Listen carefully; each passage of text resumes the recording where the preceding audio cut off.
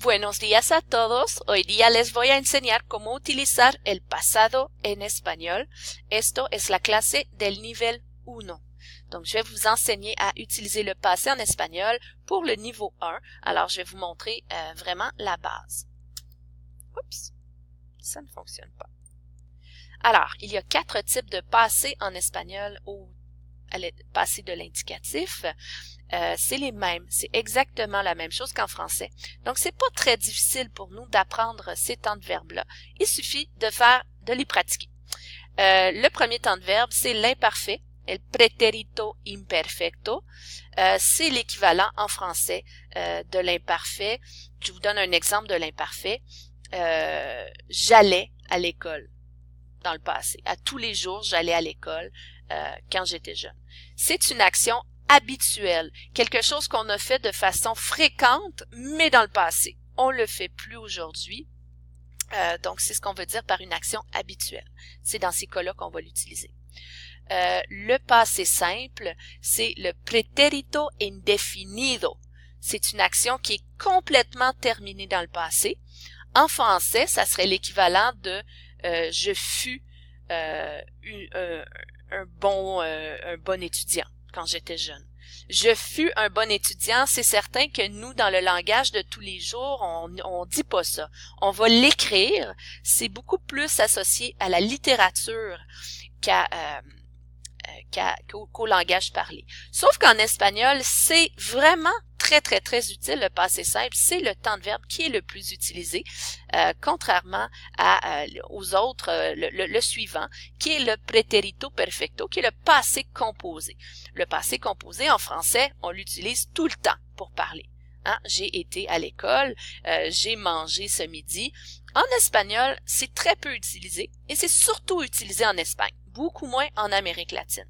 Par contre, c'est celui que je vais vous apprendre à utiliser aujourd'hui, tout simplement parce que c'est de loin le plus facile à utiliser, parce qu'on a juste à savoir conjuguer le verbe avoir et à associer le verbe au participe passé. Donc, je vais vous montrer ça tout à l'heure. Le dernier temps de verbe, c'est le plus que parfait. Donc, la même chose qu'en français.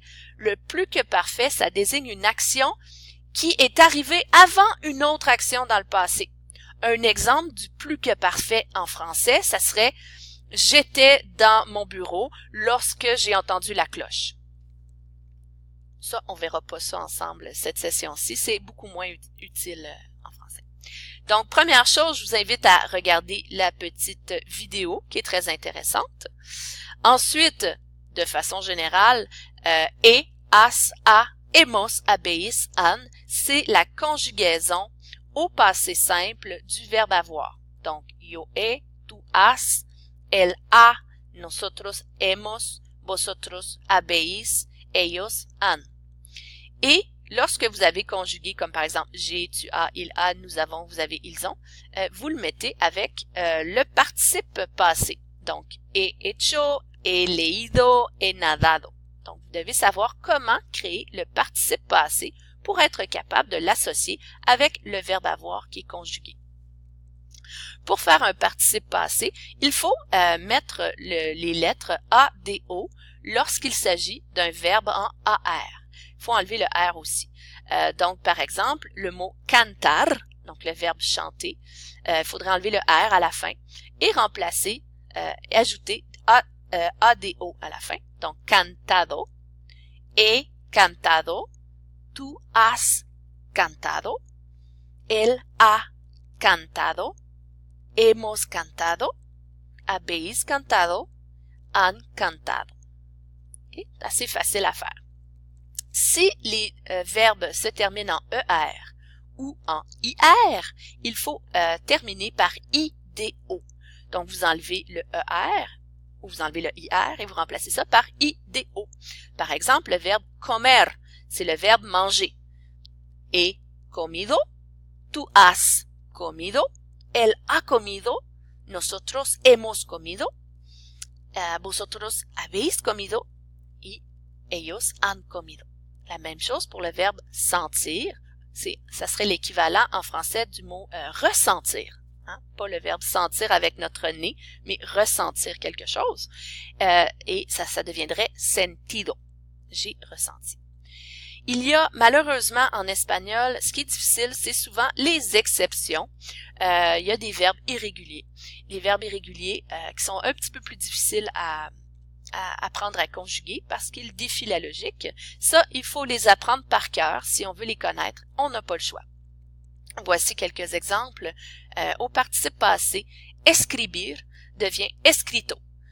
Ce qui serait, par exemple, he escrito una carta. J'ai écrit une lettre. Cubrir, le verbe couvrir. Tu has cubierto el techo de tu casa.